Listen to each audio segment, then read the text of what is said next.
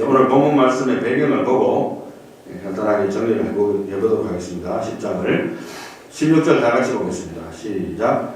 그러나 그들이 다 복음을 순종하지 아니하였도다. 이사야가 이르되 주여 우리가 전한 것을 누가 믿었나이까 하였으니.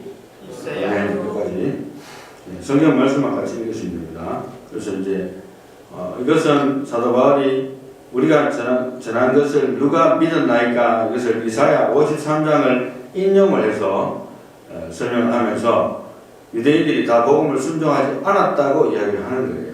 왜냐하면 이미 기록된 대로 됐다는 거예요.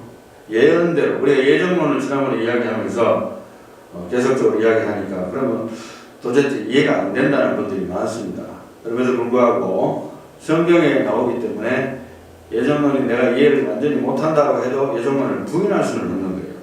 그래서 예정론 자체가 내 마음으로는 내 생각에는 잘 앞뒤가 안 맞는다고 생각되지만 그것이 하나님이 그렇게 하셨다니까 일단 믿고 보는 겁니다. 그냥 우리가 믿는 방식 중에 하나인데, 그래서 성경 말씀이 그렇게 기록되었다니까 지금 사실은 이 이야기를 하고 있는 대상이 메인 청중이 유대인이거든요. 사실은 로마에 있는 유대인들을 향한 메시지인데, 지난번에 제가 유대인들의 특징에 대해서 설명을 하면서 유대인들이 다 100% 모태신앙이잖아요. 그래서 어릴 때부터 성경을 아는 거예요. 우리가 지금 현재 알고 있는 수준으로는 어떤 분은 모태신앙, 어떤 분은 뭐 50대에 예수를 믿고 60대에 예수를 믿고 30대, 20대, 10대에 예수를 믿어서 전부 천차만별이에요. 성경에 대한 지식도 그렇고 그 가정 예배를 드리는 가정도 있고 안 드리는 가정도 있고, 그런데 유대인들은 다 똑같은 거예요. 그러니까 어렸을 때부터 성경을 다 압니다. 그러니까 사실 유대인들의 입을 막을 수 있는 유일한 방법이 있다면 사도 바울의 입장에서는 성경 말씀을, 구약 성경 말씀을 있는 근거로 드는 것밖에 없어요. 그럼 이제 거기에 대해서 자기들이 반기를 하려면 다른 성경으로 확실하게 이해를 해서 설명을 하는 것 외에는 방법이 없거든요. 그러니까 유대인들의 입이 막히는 거예요. 말문이 막혀버려요. 그래서 사도 바울이 일일이 구약 성경을 들어서 자기의 논리를 이야기해 주고 있어요. 그래서 이사야 53장을 인용을 해서 우리가 전한 것을 누가 믿었나이라고 했던 그 구절처럼 너희들도 순종하지 않았다. 우리들이 순종하지 않은 사람들이 많다는 것을 이야기해 줬어요. 자, 17절 다 같이 읽겠습니다. 시작. 그러므로 믿음은 들음에서 나며 들음은 그리스도의 말씀으로 말미암느니라. 영어로 같이 So faith comes from hearing and hearing by the word of Christ. 네, 같은 말이죠. 그래서 믿음이 들음에서 나고 그 다음에 들음은 그리스도의 말씀을 듣는 것에서 근거한다. 아무거나 듣는다고 되는 것이 아니고 우리가 듣는 것이 중요해야 되는데 듣는 내용이 중요하다는 것을 이야기합니다. 복음을, 그러니까 그리스도의 말씀, 복음을 듣고 그 들음에 의해서 믿음이 생기가 이제 갈라지잖아요. 듣는다고 해서 다 믿는 건 아니지만 듣지도 않았는데 어떻게 믿을 길이 없는 거예요. 이제 사람이 그렇게 하나님 그렇게 만드셨고 구원을 받는 방편들이 그렇게 해서 창조가 됐습니다. 18절 다 같이 한번 읽겠습니다. 시작. 그러나 내가 말하노니 그들이 듣지 아니하느냐. 그렇지 아니하니 그 소리가 온 땅에 퍼졌고 그 말씀이 땅끝까지 이르렀도다 하였느니라. 아멘.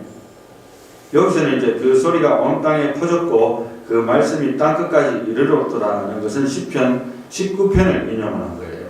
그래서 사도 바울은 성경을 인용하는 것밖에 방법이 없는 거예요. 방법이 없어요. 그래서 설교자도 마찬가지인데 사실은 뭐 다른 거 준비 많이 해가지고 짬뽕을 해가지고 믹서를 해가지고 좋은 내용들을 많이 만들어낼 수도 있겠지만 결국엔 성경 말씀을 많이 찾아서 그 근거를 보여주면서 설명을 해야만 공신력이 있고 성도님들도 신뢰가 가죠. 왜냐하면 목회자 자신의 개인적인 생각이나 의견들이 성경의 기본적인 원리를 방해할 수도 있기 때문에 그래서 최대한 성경 말씀을 많이 인용하는 것이 좋습니다. 설교에서도. 그래서 사도 바울도 역시 마찬가지입니다. 시편 19편을 인용하면서 그 소리가 온 땅에 퍼졌고 그 말씀이 땅끝까지 이르렀다 했기 때문에 나 못 들었는데요. 이런 핑계를 못 대는 거예요. 예수님이 오셨을 때 예수님께서 말씀하셨는데 그것이 사실일 수 없다. 예수님의 말씀을 거부했듯이 들리긴 들으려는데 실제로는 마음으로는 들리지 않는 거예요. 그래서 믿음이 안 생기고 그 마음으로는 예수님을 배척을 했지 않습니까? 그래서 그 소리가 온 땅에 퍼졌고 그 말씀이 땅끝까지 이르렀다는 것은 전도를 이미 받았다는 걸 말하는 거예요.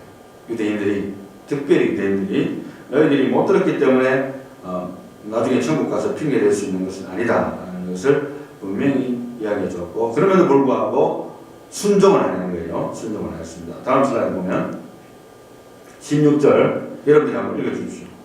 그러나 내가 이스라엘이 알지 못하느냐 먼저 모세가 이르되 내가 백성 아닌 자로서 너희를 시작하게 하며 미련한 백성으로서 너희를 너희에게 하리라 하였고. 아멘. 여기서 신명기 21장을 인용을 했는데요. 빨간 색깔로 하는 것이 이제 신명기 21장의 내용 자체입니다. 내가 백성 아닌 자로서 너희를 시기하게 하며 미련한 백성으로서 너희를 노엽게 하리라 하였고. 이 무슨 말입니까?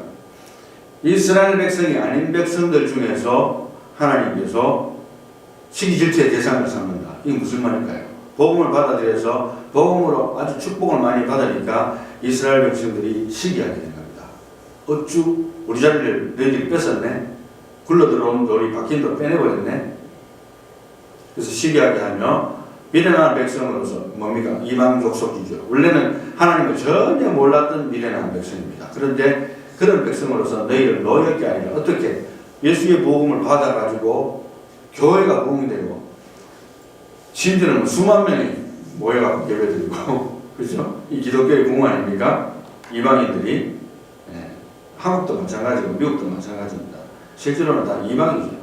그런데 이스라엘 백성들이 시기하게 하는 결과를 낳았다는 것이 이미 신명기에도 기록되지 않느냐. 이스라엘 백성들은 나 그런 말씀이 있는지 몰랐는데 그게 바로 그 뜻이야. 지금 이제 사도 바울이 이렇게 설명을 해주는 거예요.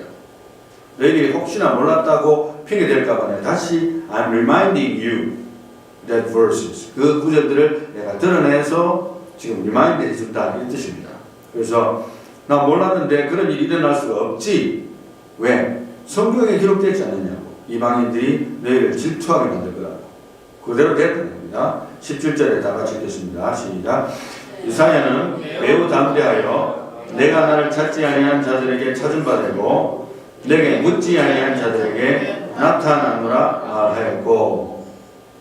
저도 이사야 65장을 인용을 했습니다. 그래서 빨간 글씨로 된 것이 내용인데요. 내가 나를 찾지 아니한 자들에게 찾은 바 되고 내게 묻지 아니한 자들에게 나타나노라고. 이미 구약 성경에 기록되어 있는 것을 유대인이고 또 율법을 알고 하나님 말씀을 안다는 분들이 왜 모르느냐는 거예요. 그런 일들이 일어나는 것은 당연히 기록된 대로 되는 것이다. 그런데 어떻게 보면 이스라엘 백성들 입장에서는 그런 일이 일어나지 않기를 바랐을 거예요. It shouldn't be happening that way. 그죠? 우리가 먼저 복음을 받았는데 누가 우리를 굴러들어온 놈들이 왜 우리를 빼낸단 말이야. 있을 수 없는 일이지. 그냥 안 보고 싶은 거예요. 성경 구절 중에서도 내가 보고 싶지 않은 구절이 있을 수 있어요. 여러분들도 마치 그와 마찬가지로 이스라엘 백성들 입장에서는 절대로 여기에 대해서 열심히 연구하고 싶은 구절이 아닌 거예요. 그러니까 항상 뭐 이런 구절이 있나 하고 그냥 건너뛰는 거예요. 이게 무슨 말이지 하고 이런 일이 일어나겠나? 성경에 기록됐지만 설마, 그죠? 설마가 사람 잡는다는 말도 있듯이 그 설마가 진짜 일어난 겁니다. 왜? 이방 민족들이 더 열심히 예수를 믿고 지금도 마찬가지예요. 이스라엘 백성들 중에서 예수 믿는 사람들의 숫자에 비하면 믿지 않는 자들이 더 많죠. 아직도 구약을 붙들고 앉았기 때문에. 그래서 율법주의에 아직도 노예가 되어 있습니다. 사실은 대부분의 이스라엘 사람들이. 21절을 한번 볼까요? 다 같이 시작.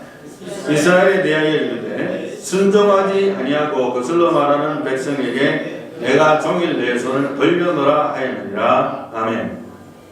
네, 이거는 이제 신명기 28장을 인용을 했는데요. 그 내용은 이제 빨간 글씨로 된 것이 내용인데 봅시다. 순종하지 아니하고 거슬러 말하는 백성에게 내가 종일 내 손을 벌려놓으라.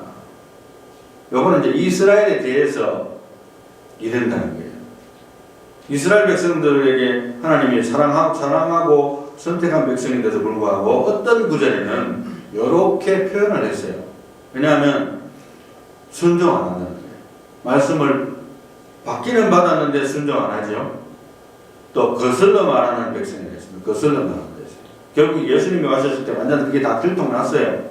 껍데기 신앙이었고 율법주의로 살았고 하나님을 참 사랑한다고 했지만 실질적으로 자기의 마음은 하나님과 far, far away from God. 그죠? 완전히 멀리 있는, 그죠? 껍데기 신앙을 하고 있던 사람들이라는 게 들통이 났어요. 그렇기 때문에 메시아가 왔는데도 못 알아보는 거예요.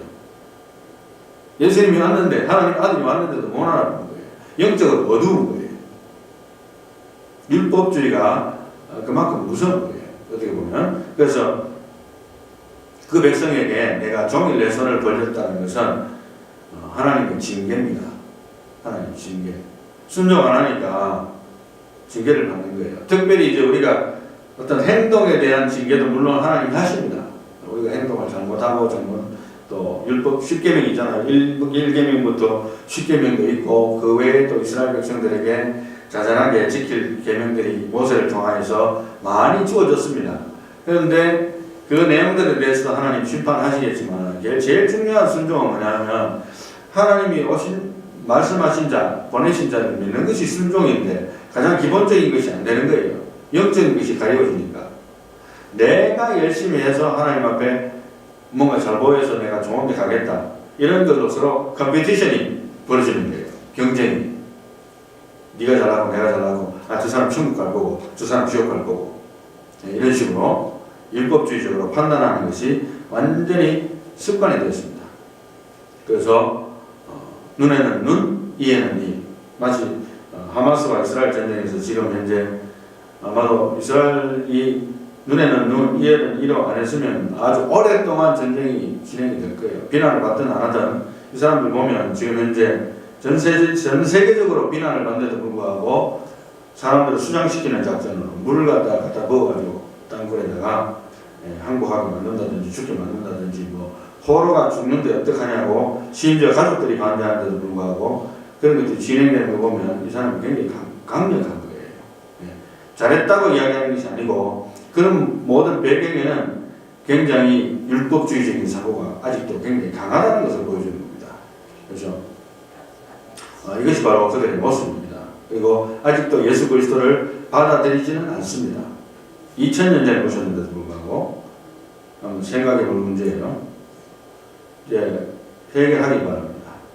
11절 말씀부터 15절 말씀은 본문이기 때문에 영어로 한번 해석을 하고 결론을 내리도록 그렇게 하겠습니다. 11절 영어로 다 같이 한번 보겠습니다. 시작. For the scripture says, whoever believes in him will not be disappointed. 아멘. 여기까지 한 절씩만 보겠습니다. 이 구절은 이제 성경에 이르되 누구든지 그를 믿는 자는 실망케 되지 않을 것이다. 이렇게 말하는 것이 이사야 28장에 있는 내용을 가져온 거예요. 그렇게 이야기를 하면서 그가 누구냐는 거예요. 메시아잖아요. 그걸 메시아에 대한 그 생각 자체는 이스라엘 백성들이 있어요. 그래서 기다리고는 있었어요. 사실은. 그런데 막상 메시아가 오니까 이거는 아니라는 거예요. 이 사람은 메시아가 될 수가 없다. 신성 모독자다. 심지어는 미치광이다. 이런 식으로 몰아갔습니다. 그렇게 해서 결국에는 예수님을 십자가에 못 박는 큰 죄를 민족적으로 지었습니다. 그 죄가 얼마나 컸던지 지금까지도 영적으로 피폐한 삶을 면하지 못하고 있는 것이 또한 이스라엘이에요. 물론 하나님의 긍휼이 아직도 있지만, 그죠? 그 죄가 얼마나 컸던지 자자손손 대대로 지금 현재 영적인 문이 아직도 거의 다 닫혀 있습니다. 닫혀 있어요. 마지막 때에 이제 그게 열리게 되면 진짜 마지막이 오리라고 봅니다. 그래서 이사야 28장에 나와 있는 대로 누구든지 그를 믿는 자는 구원을 받으리라고 실망케 되지 않으리라고 말했지 않느냐고 사도 바울이 친절하게 그 구절을 또 뽑아서 이스라엘 백성들에게 설명을 해준 겁니다. 지금 그 상황이에요. 12절 말씀 다 같이 보겠습니다. 시작.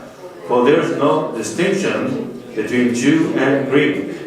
For the same Lord is Lord of all, abounding in riches for all who call on Him. 이미 이제 우리가 로마서 초반부에 이야기했는 것이 사실 어떻게 보면 반복되고 있는데도 불구하고 사도 바울은 반복의 명수입니다. 반복의 명수. 실제로 로마서뿐만 아니라 여러분들이 사도 바울의 전 서신서를 이렇게 자세히 보면 비슷한 말들이 굉장히 많이 나와요. 결국에는. 그래서 그걸 연구하면 로마서도 좀 많이 푸는데 도움이 사실 되긴 됩니다. 어찌됐든 반복적으로 이야기하는데 유대인이나 헬라인이나 그죠? 이방인이나 there's no distinction between for the same Lord is Lord of all. 예수 안에서는 하나라는 걸 이야기하고 있고 또 abounding in riches for all who call on him. 예수님을 부르는 자에게 하나님은 풍성하시기 때문에 대한민국에서 기도하는데 at the same time 미국에서도 기도하는데 at the same time 북한에서도 기도하는데 하나님은 모든 걸 다 동시에 다 들으시고 다 해결합니다. 믿어집니까? 믿어지세요? 이게 하나님 아닙니까? 그래서 풍성하게 넉넉하게 관리를 할 수 있어요. 하나님. 그래서 이 굉장히 성경적인 이야기인데 우리의 이 두뇌로는 계산이 안 됩니다. 계산은 안 되지만 하나님이 그렇게 하시는 거고요. 그 다음에 13절에 다 같이 보겠습니다. 시작. For whoever will call on the name of the Lord will be saved. 이제는 이제 구원에 대한 것이 나왔어요. 그래서 구원은 어떻게 받느냐? 10계명을 하나님이 줘놨잖아요. 10계명을 줘놔가지고 1계명부터 10계명 어렸을 때부터 다 시켰습니다. 예수님, 내가 어떻게 하면 영생을 얻겠습니까? 예수님이 하는 말씀이 10계명 다 지켜요. 그러니까 정년이 하는 말이 어렸을 때부터 나 그거 다 지켜왔습니다. 그게 거짓말이 아니거든요. 네. 자기 기준에는 적어도 지켜온 거예요. 하나님 보실 때는 100% 아니라 하더라도 예수님도 아니라고 말 안 했어요. 부인 안 했습니다. 그런데 예수님이 희한하게도 너한테 한 가지 부족한 것이 있다. 네가 갖고 있는 거 전부 다 팔아가지고 가난한 자들에게 나눠주고 나를 쫓으라. 그러니까 이 청년이 답을 못하는 거예요. 답을 못하고 근심하면서 돌아가는 겁니다. 하나님보다도 더 귀하게 여기는 것이 제목이었어요. 이 사람이 의지하는 바는. 그게 하나님 바로 예수님은 그 심정을 아시고 테스트를 바로 하니까 바로 그냥 빵점 받아버렸어요. 빵점. 그래서 요엘서 2장에 있는 말씀을 들어서 누구든지 주의 이름을 부르는 자는 구원을 받으리라. 10계명을 지켜서 구원받는다고 안 했고 그의 이름을 부르는 자, 메시아를 부르는 자는 구원을 받으리라고 했지 않습니까? 라고 사도 바울이 또 친절하게 또 설명해 주는 거예요. 이쯤 되면 어느 정도 고개는 끄덕해질 수 있을 것 같은데 그래도 유대인들은 모태신앙의 그 뿌리가 워낙 깊기 때문에 일단은 무시하고 보는 거예요. I don't want to hear. 보통 보면 영어로 I don't want to hear라는 말을 씁니다. 그거 뭐냐면 듣고 싶지 않다는 거예요. 이 말이 맞는 것 같긴 한데 I just don't want to hear. 이게 이제 입장인 거예요. 11절 다 같이 한번 보겠습니다. 시작. How then will they call on him in whom they have not believed? How will they believe in him whom they have not heard? And how will they hear without a preacher? 여기까지는 이제 그것을 보는데요. 뭐냐면은 어떻게 주님의 이름을 부를 수 있느냐? 만약에 믿지 않는다. 그죠? 이제 순리적으로 이야기하는 거예요. 그러니까 믿음이 있으니까 부를 거 아니냐는 거예요. 그의 이름을 부를 거 아니냐는 거예요. 믿음이 있으니까. How will they believe in him whom they have not heard? 그런데 그 믿음이 어디서 왔느냐는 거예요. 아무것도 듣지 못하고 가르침을 받지 못한 상태에서 누구를 부를 거냐는 거예요. 메시아에 대해서 모르는데 예수의 이름에 옛자도 모르는데 어떻게 부를 거냐는 거예요. And how will they hear without a preacher? 그러니까 전달하는 preacher가 없는데 어떻게 그 사람들이 들을 수가 있느냐는 거예요. 메신저가 있어야 될 거 아니냐는 거예요. 그래서 12절 말씀 다 같이 읽겠습니다. 시작. How will they preach unless they are sent? Just as it is written, how beautiful are the feet of those who bring good news of good things. 아멘. 이거는 이제 이사야 52장에 있는 구절을 인용을 해서 빨간 글씨로 된 내용인데요. How beautiful are the feet of those who bring good news of good things. 아주 좋은 선한 뉴스를, good news, 복음이잖아요. 이 복음을 가지고 오는 자들의 그 발들이 얼마나 아름다운가 이렇게 표현했어요. 이게 무슨 말일까? 그죠? 이 메신저의 역할을 하는 사람들의 역할이 그만큼 중요하다는 것을 보여준 겁니다. 자, 이제 내용은 어느 정도 정리가 됐습니다. 영화를 하나 제가 소개를 하겠습니다.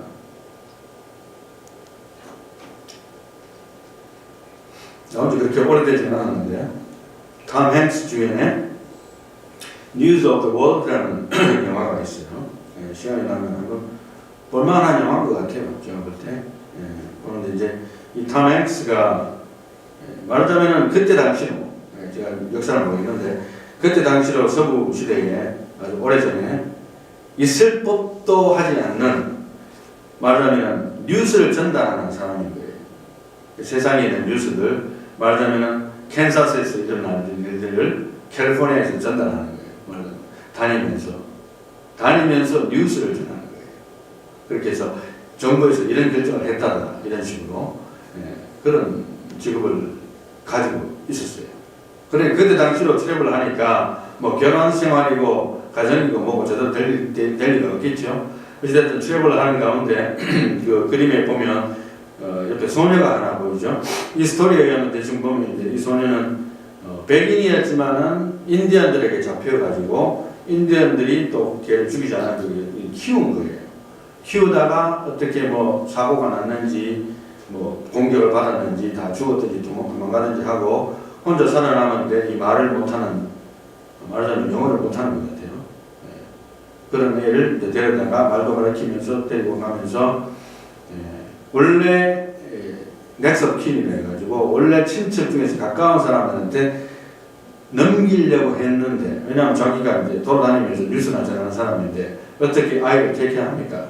그렇게 했는데 어떻게 하다 보니까 정에 걸려서 왜냐하면 얘가 말도 못하고 적응을 못하기 때문에 그 집에서도 이제 거의 묶어놓고 키우다시피 하는 것을 다시 보고 다시 돌아가서 마음에 걸려가지고 돌아가서 데리고 이제 다니면서 나중에 이제 같이 뉴스를 전하는 팀이 됩니다. 뭐 그런 식의 이야기예요. 너무 좋은 이야기인데 뉴스를 전하는 이 생각을 해보세요. 아무것도 없는 허허벌판 가운데 다니면서 이쪽에서 들었던 메시지를 저쪽에서 전하는 그런 나름대로 사명감이 필요한 그런 일이겠죠.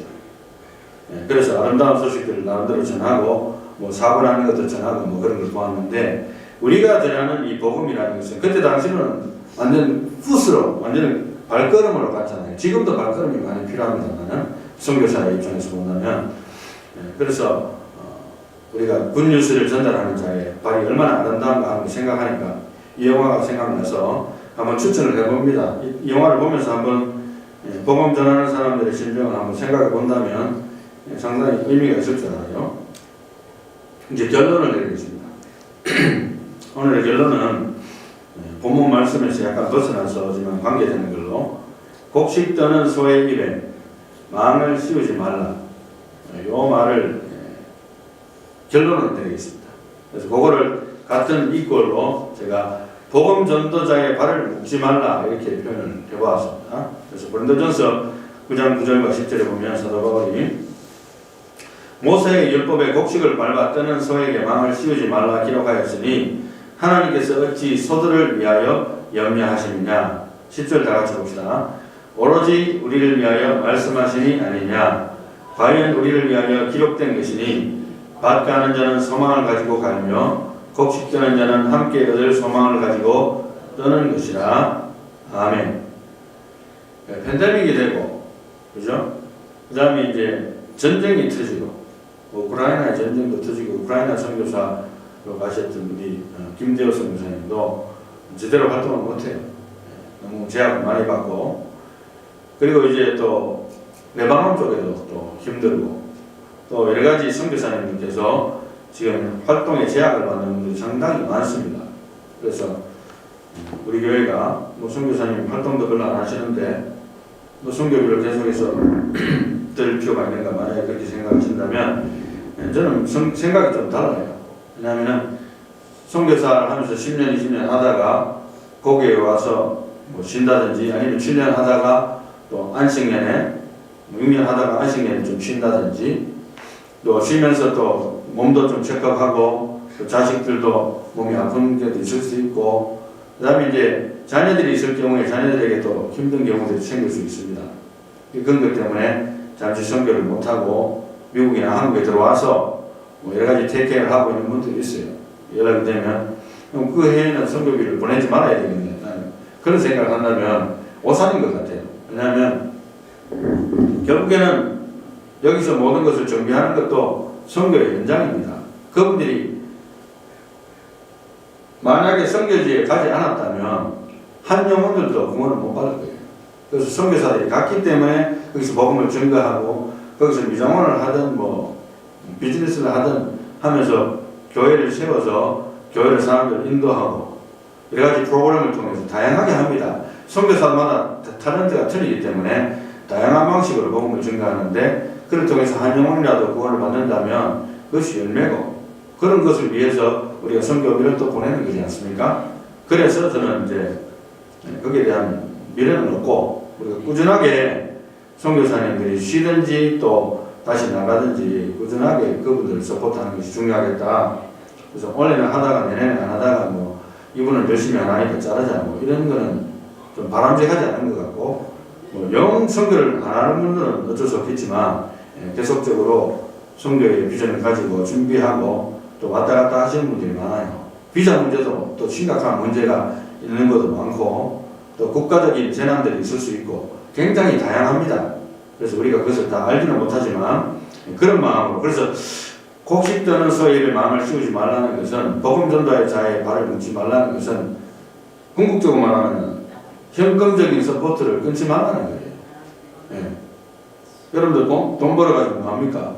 그죠? 예, 헌금하고 또 교회 헌금을 가지고 우리가 서포트하고 예. 우리 교회는 우리가 어차피 작은 선교입니다. 하지만 진짜 선교는 해외에서 선교하는 분들 진짜 선교하는 거예요. 그래서 우리가 그런 면에서 우리가 좀 빚을 지고 있습니다.